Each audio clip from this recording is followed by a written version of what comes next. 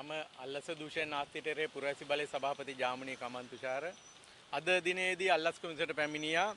රටේ දැන් ආන්දෝලනයට ලක් වෙලා තියෙන විශේෂයෙන්ම NPP മന്ത്രിවරුන් ජනතා විමුක්ති පෙරමුණේ മന്ത്രിවරුන් කියලා හිටියේ ඒගොල්ලන්ට සුපෝභෝගී ජීවිත ගත කරන්න නැති එහෙම සැප සම්පත් විඳින්න නැති සල්ලි නොමැති කට්ටියක් විදියට කීපෙන් මේ වෙනකොට සමාජ මාධ්‍ය සහ රූපවාහිනියේ ප්‍රධාන මාධ්‍යවල දක්නට ලැබෙනවා ලාල්කාන්ත කුෂිකර්ම පසු සම්පත් වාරිමාර්ග අමාත්‍ය කේ.ඩී. ලාල්කාන්තට අයත් සුපෝභෝගී තට්ටු තුනක නිවසක් පිළිබඳව ආందోලනාත්මක කතාවක් මේ රටේ ඇති වෙලා තියෙනවා.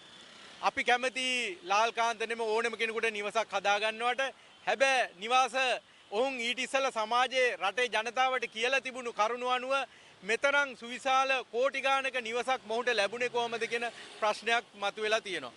විශේෂයෙන්ම අපි ඊයේ දිනේදී අල්ලස් කොමිසම විසින් නිකුත් කළා තියෙන වත්කම් බැරකම් ප්‍රකාශ වෙබ්සයිට් එකේ ලාල්කාන්ත අමාත්‍යවරයා වත්කම් බැරකම් ප්‍රකාශ ලබා දීලා තියෙනවාද කියලා අපි සෙව්වා.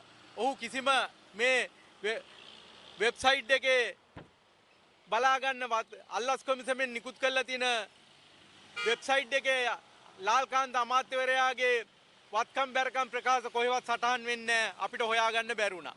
අද දිනේදී අල්ලස් කොමිසමට මේ රටේ මහ ජනතාවට ප්‍රශ්නයක් වෙලා තියෙන මේ රටේ අර ලාල්කාන්තවරයා කියනවා වගේ ලාල්කාන්ත අමාත්‍යවරයා කියලා තියුණ මාධ්‍යයට මිනිසුන්ට ප්‍රශ්නයක් වුණාට මට ප්‍රශ්නයක් නැහැ කියලා. හැබැයි ඌ අපිටත් ප්‍රශ්නයක් නැහැ. ඔබතුමා සත්භාවයෙන් ඔබතුමාගේ දේපලකින් ඔබතුමා වංචා දූෂණ නොකර ඔබතුමා නිවසක් හදාගෙන තියෙනවා ප්‍රශ්නයක් නැහැ. මේ රටේ ඡන්දේ දීපු මිනිසුන්ට වගේම ඡන්දේ නොදීපු මිනිසුන්ටත් විපක්ෂයටත් මේක පාරාවල්ලක් වෙලා වුන් මේකෙන් එක පැත්තකින් NPP එකට මඩ ගහනවා ආණ්ඩුවට මඩ ගහනවා. එම නිසා මේකේ සත්‍යය හොයන්න ඕන.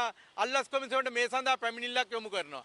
ඒ පැමිණිල්ලට අනුව අපි කියනවා අධ්‍යක්ෂ ජනරාල්තුමාට හැකි ඉක්මනින් මේ කේ.ඩී. ලාල්කාන්ත අමාත්‍යවරයාගේ වත්කම් බැරකම් සටහන් වෙලා නැත්නම් අද තොරතුරු දැනගැනීමේ පනතෙන් මම ඔහුගේ වත්කම් බැරකම් සහ 225 පාර්ලිමේන්තු මන්ත්‍රීවරුන්ගේ වත්කම් බැරකම් ලබා දුන්නා ඒව ගැන විස්තර හොයනවා වගේම ලාල්කාන්ත අමාත්‍යවරයා වත්කම් බැරකම් අල්ලස් කොමිසම ලබා නීදී නම් ඔහුට මේ වෙනකොට නීතිය ක්‍රියාත්මක කළාද තියෙනවද ලබා දීලාද තියෙනවද කියලාත් අපි විමසනවා.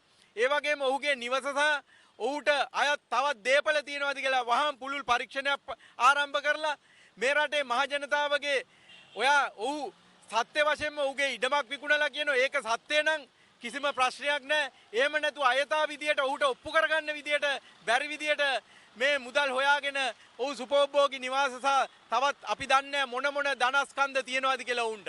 එම නිසා මේක වහාම රටට එලි කරන්න ඕන. එහෙම නොකර වංචාසහගතව අයථා විදියට හම්බ කරලා තියෙනවා නම් නීතිය ක්‍රියාත්මක කරන්න කියලා අද අල්ලස් කොමිසමට පැමිණිල්ලක් යොමු කරා. එම නිසා අල්ලස් කොමිසම මේ ආණ්ඩුවේ මැති ඇමතිවරුන්ගෙත් එම නිසා අල්ලස් කොමිසම ස්වාධීන ආයතනයක් වශයෙන් මේ රටේ ආණ්ඩු පක්ෂ විපක්ෂ හොරකම් කරලා තියෙන නීති විරෝධී වැඩ කරලා තියෙන අයථා අත්කම් හම්බ කරලා තියෙන අයට නීතිය ක්‍රියාත්මක කරන්න කියලා අපි ඉල්ලා සිටිනවා.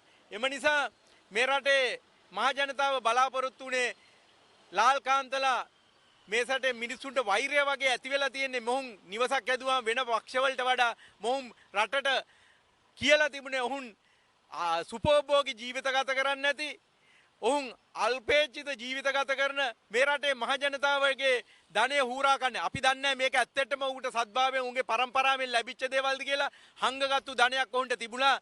මේ රටේ මහ ජනතාවට යන අයගෙන් රුපියල් 100 200 ඉල්ලගත්තද උන්ව නඩත්තු කරේ මේ රටේ මහ ජනතාව. මේ රටේ පාක්ෂිකයන් උන්ගේ පාක්ෂිකයන් උන්ව නඩත්තු කරේ. එහෙම කළා තිබිලා මේ වගේ සුපෝභෝගී දේවල් තියාගෙන උන්ව නඩත්තු කරලා තියෙනවා නම් ඒකත් මේ රටේ මහ ජනතාවට කරපු අසාධාරණයක්. එම නිසා අල්ලස් කොමිසමට වහාම ක්‍රියාත්මක වෙන පරිදි මේ පරීක්ෂණය ආරම්භ කරන්න කියලා ඉල්ලා සිටිනවා. ස්තුතියි.